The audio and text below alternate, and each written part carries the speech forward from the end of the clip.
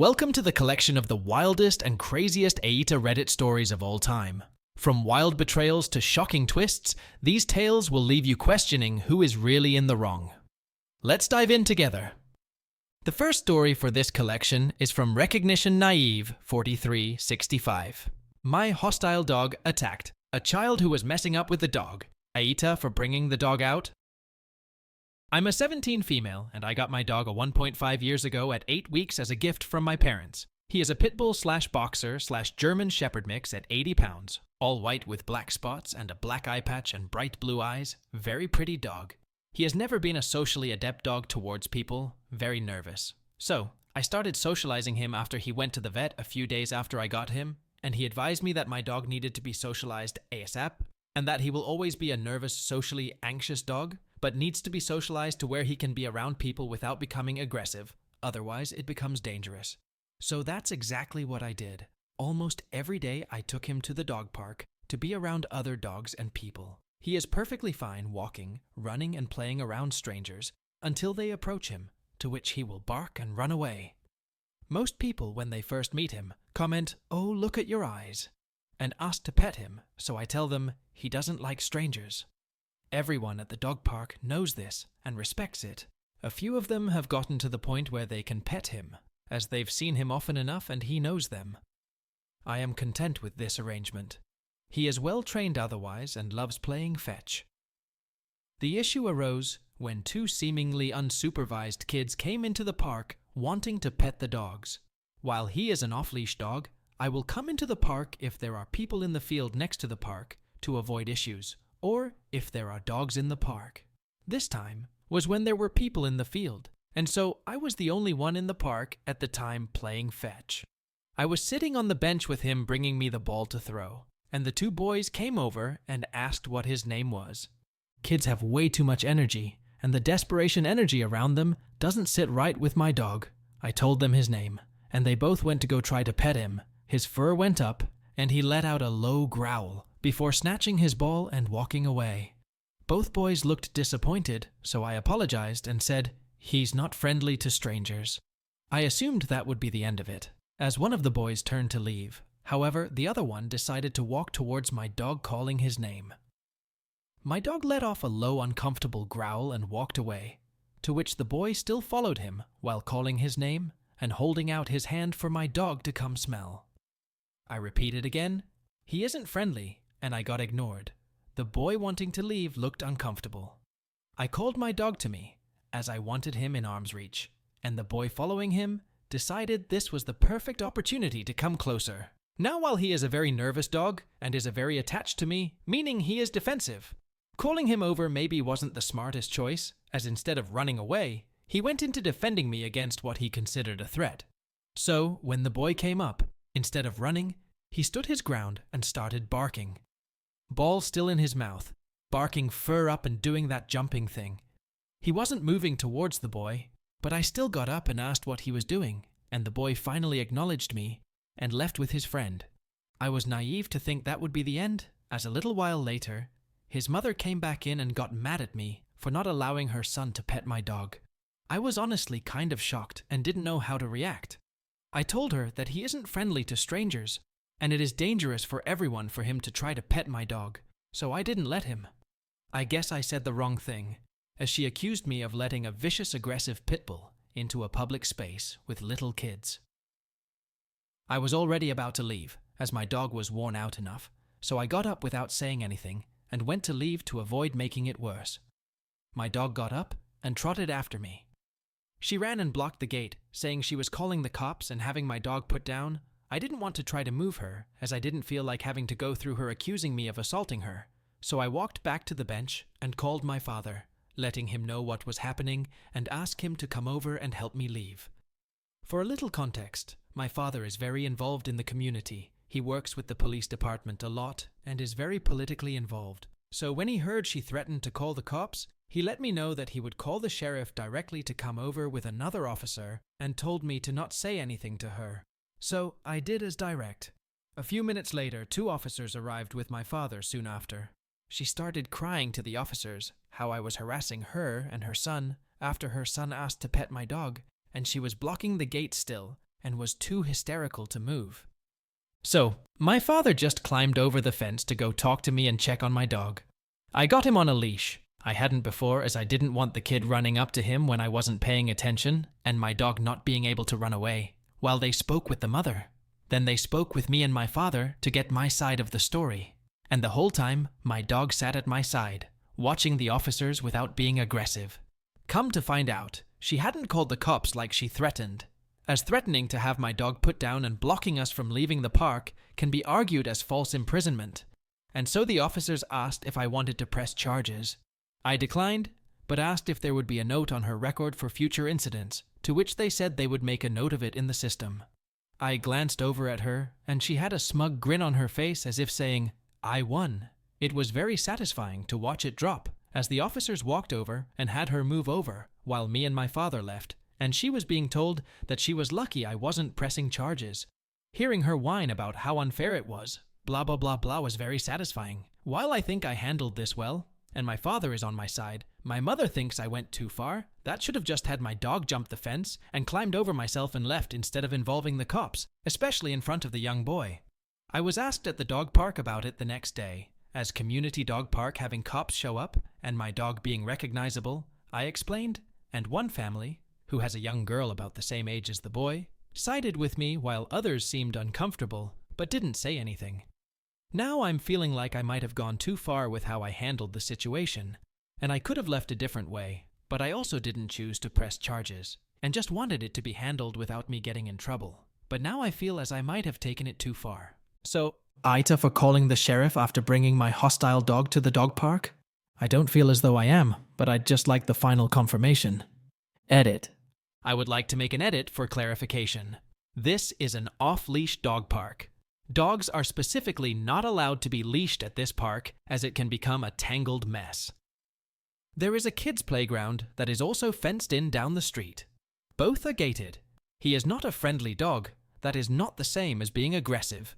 He doesn't like strangers approaching him before he is ready. How would you like it if someone almost twice as tall as you came walking up, hands out wanting to pet you, when you can just feel their desire leeching off of them, without knowing what that desire is for? What if it was to harm you? You'd want them to leave you alone, right? He is perfectly fine with people walking past him, and will even sniff them as we walk past sometimes. He will play around them, and run past them, and brush up against them. What he doesn't like is when people reach for him or walk towards him. I am also seeing a lot of comments about me mentioning he is an off-leash dog. Yes, he is. He is trained to come back to me and walk at my hip without a leash. He is trained to play fetch and retrieve for hours on end due to his energy levels. He is not an aggressive dog. He will not go out of his way to go after people. He will run away from people if they come up to him when he doesn't like it. The field next to the park is where we normally go. It is no different than me going to the beach or the dog park. It is just a place for him to run. I chose not to go into the field as there was other people there. I know my dog would have ignored them unless they interrupted us playing fetch. But when you have an off-leash dog that is clearly trained when he brings the ball, drops it at your feet, and sits waiting for you to throw it, you will ask if you can pet it, assuming it's friendly. I went to the dog park to avoid something like this happening.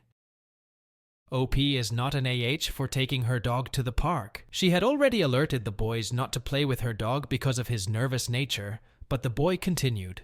The child's mother is an AH for being aggressive towards OP and threatening to call the police. OP did nothing wrong, and her reaction is 100% justified. So, I would rate the boy's mother 2.5 and OP 0 out of 5 on the AH scale. Let's now move on to the next story from scary_distance_5448 AITA. For not dropping everything to console my husband every time he breaks down.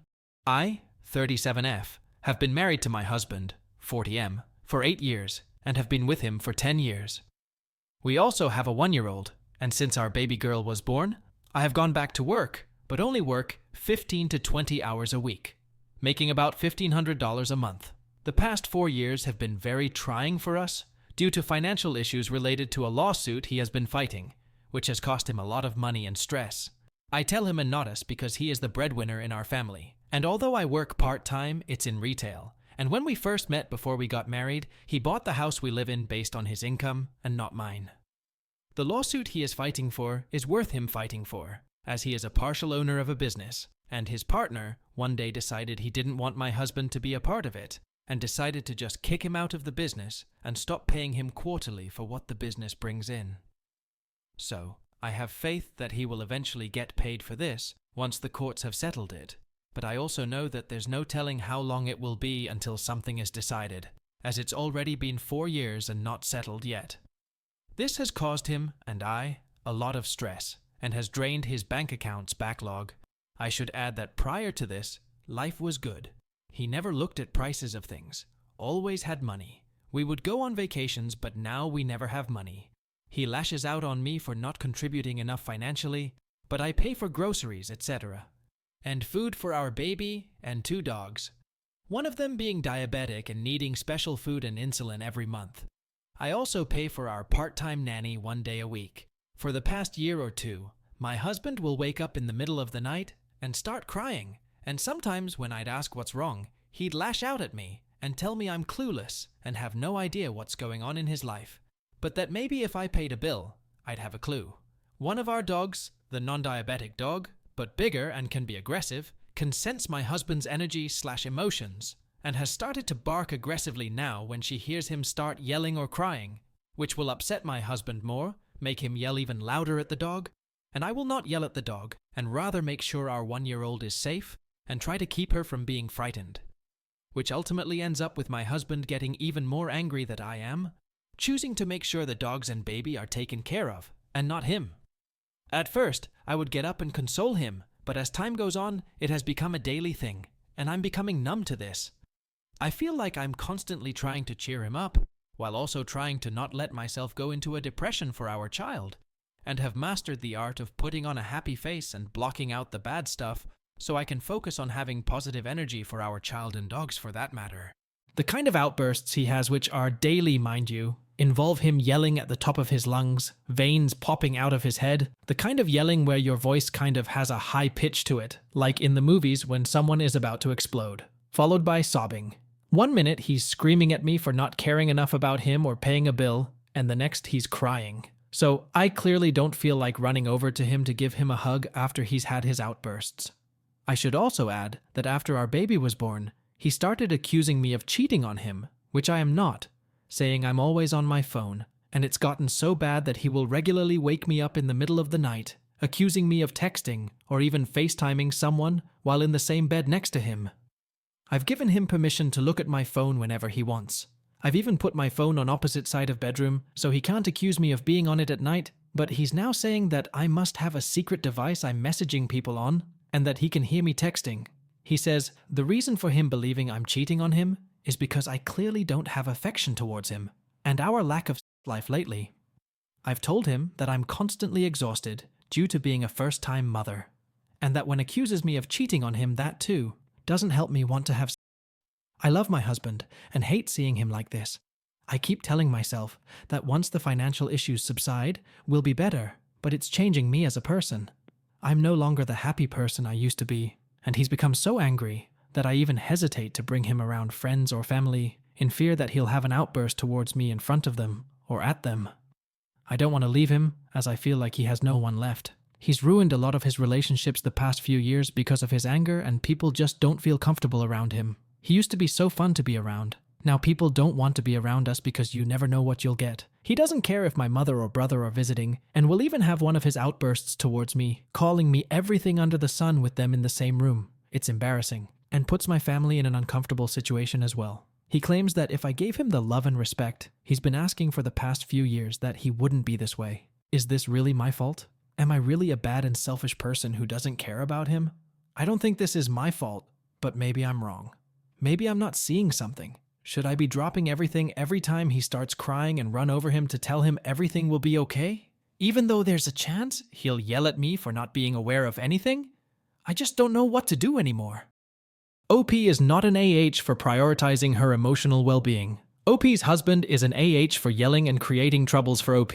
He should be supportive instead of being aggressive towards OP. OP's reaction is 100% justified, so I would rate OP's husband 3.5 out of 5 and OP 0 out of 5 on the AH scale.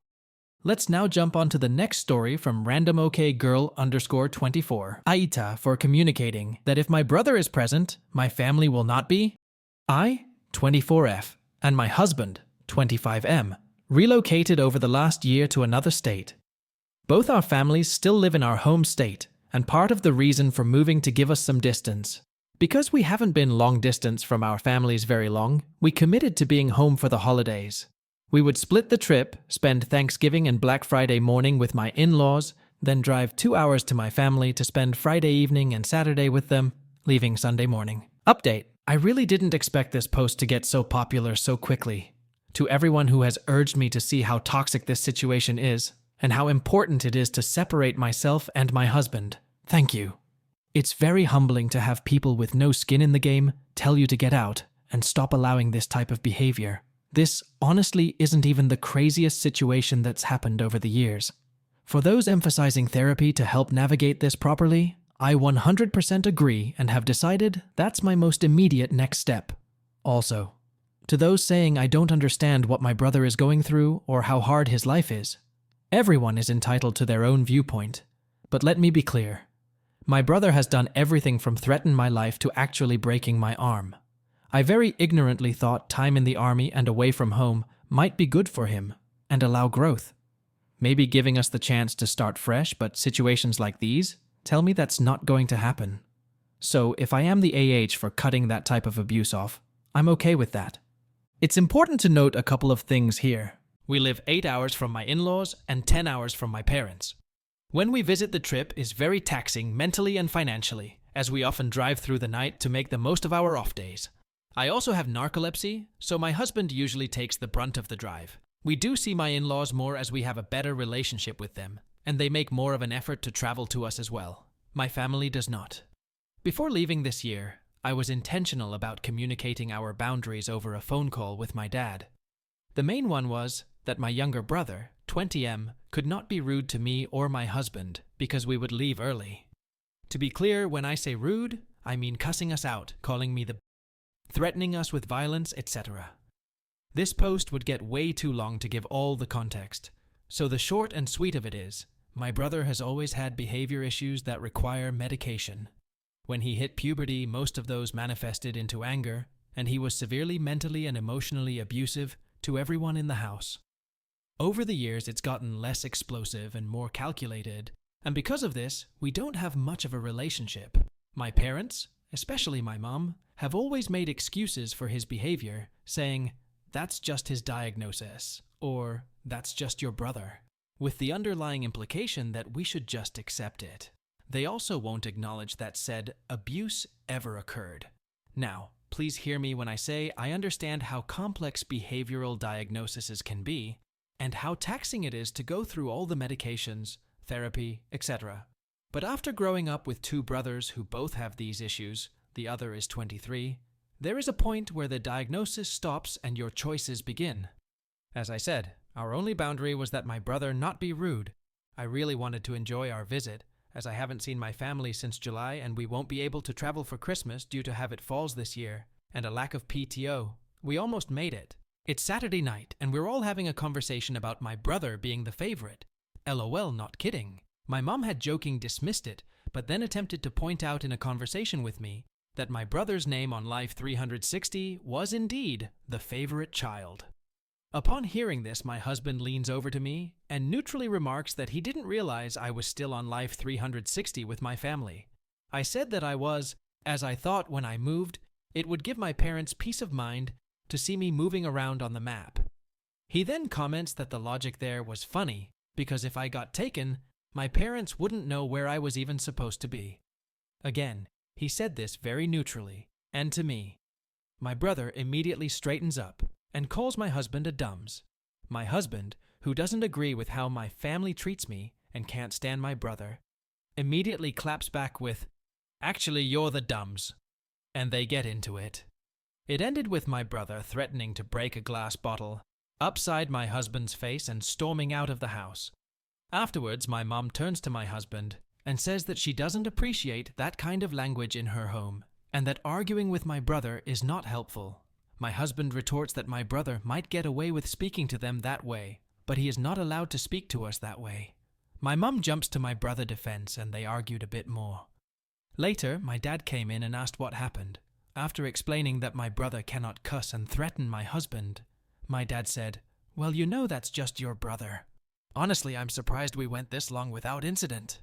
We were there 32 hours total. I ended the night crying and realizing that my parents not holding my brother accountable for his actions ever, and defending him especially now, after communicating our boundaries clearly, is another way they are choosing him over me. I told my husband that we would not be returning to visit if my brother is present, and that he does not have an invitation to our home. My parents don't know yet. Wibta for telling my parents if my brother is present, we won't be? Last note. When my husband apologized the next morning for getting heated with my mom, her response was, "Thank you for apologizing. I won't ever apologize for my son's diagnosis, but it can get heated." After reading a couple of comments, I do want to clarify, I don't know what my brother's specific diagnosis is, but he does take medication to regulate it.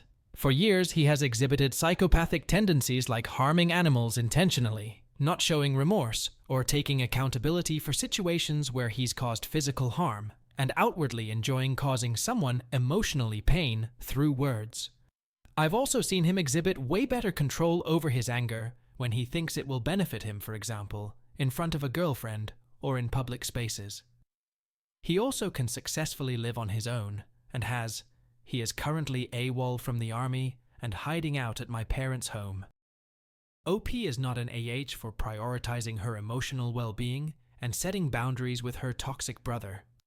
Despite knowing his toxic side, OP's parents are AHs for not taking accountability for his abusive behavior and defending him. So I would rate OP's parents 3.5, and OP's toxic brother 2 out of 5, and OP 0 on the AH scale. Let's now move on to the next story from Pokemamic. AITA. If I threw away the things my ex left behind while he was moving, then blocked him, I, 23F, ended things with my ex, 24M, a little over a month ago. I ended things because I was basically doing everything. I was paying 80% of the bills and was expected to clean and make dinner on top of it. For context, I'm a second-year electrical apprentice, and he was thrifting/flipping things, not very frequently IMO, and working about 16 hours at his dad's antique store. I understand I would have to probably pay a bulk of the bills because I was making more than he was because he wasn't actually flipping items. But we had an original agreement that he would pay the utilities and what he could towards rent. Before we switched to another unit, he was paying a good chunk of rent, but unfortunately never followed the agreement to pay utilities. But I just let it slide because bills were getting paid. Along with the financial stress, he just demanded a lot of emotional attention, which was hard for me to give. I still did, because I loved him. But it was very draining when every day there was a new issue that would shake him to the core. I'm a closed-off person with my emotions, and only show them if I feel really comfortable with someone. But I could never really show him, because we were always tackling his issues, which were usually the same 5 issues, cycling through over and over again. He would always expect me to listen to any issues he had, but when I would bring something up, it would turn into an argument. For example, there was a time where I asked him to clean up more because I was doing the bulk of it, and I was told I was selfish and ignorant. When we weren't being intimate as much, I brought it up and was told I give him anxiety when I'm overly. And if there wasn't an argument, he would completely disregard what I said. Like instead of trimming his beard over a trash can, he would clog the sink time and time again and expect me to unclog it. I would ask him to always flush the toilet because there were multiple occasions I walked into a bathroom that smelt like fermented piss, and a couple occasions where there was a log waiting to greet me. Unfortunately, that request from me annoyed him. If I did something silly, there was a 50% chance I would annoy him, and he voiced that to me. There were plenty of times where he did something that annoyed me, but I would never voice that because why tell your partner they're annoying? My final straw was when he bought 31 hats for $12 and was given an offer to sell them from $500 or trade them in for $700 store credit. We had rent due the next week, and instead of selling the hats, he traded them even though I told him multiple times I thought he should sell them. He was $500 short that month, so I had to put that extra sum on my credit card. Unfortunately, that had been the 3rd consecutive month something like that happened. I know it's bad, and I'm dealing with the consequences of enabling him. When I mentioned it bothered me, and I didn't think it was a smart decision. Instead of apologizing, he showed me the vintage shirts he got and tried to justify his actions. When I ended things, he called me immature and made me sit next to him while he called his parents, so I could hear how heartbroken he was. After he left, he had his mom text me to coordinate times for him to pick up the dog and see her for a day, rather than coordinate plans to pack his stuff. He had accumulated a lot of things, I'm talking thousands of collectibles, that he was supposed to sell. After 2 weeks of him not getting things, I told his mom he should probably come and pack things while they wait to get keys for their new place. She made the excuse that he just started a new job at Target, so he wouldn't have time, but they would be able to have everything out by the end of the month. Fast forward to when they were moving his stuff out, I came back to an absolute mess, which I understand. I feel like that could have been avoided if they would have listened to my suggestion. At this point, he was finally mature enough to talk to me and admitted he was extremely overwhelmed. So that's why things were the way they were. If only someone would have told them that. They finally got the last of his stuff out and I got his key. But now that I'm looking to move into a cheaper situation, I found things like his childhood trophies, some LeBron James pictures he was super hyped about getting a few years ago, hats, a giant bag of Legos, I kind of just want to sell those, golf clubs, etc. I know for a fact he took a lot of things that I liked more than he did, and having to deal with so much financial strain because of him, I kind of just want to trash the remainder of what's left and block him on everything. I just feel like he got off easy with not having to deal with paying all the rent at this place and the credit card debt. AITA, if I just trash the rest of what's here. OP is not an AH for ending a toxic relationship with her ex. Her ex is an AH for taking full advantage of her, both emotionally and financially. Her reaction is 100% justified. She did nothing wrong. Instead, she is protecting her emotional well-being. So, I would rate OP 0 out of 5, and OP's X 3.5 on the AH scale. What do the Mac Reddit fans think? Is the OP an AH or not? Let me know in the comment section below. If you like the stories I brought you, just hit the like button, share them as much as you can, and don't forget to subscribe to Mac Reddit for a daily dose. Bye bye. See you tomorrow with some more spicy fries.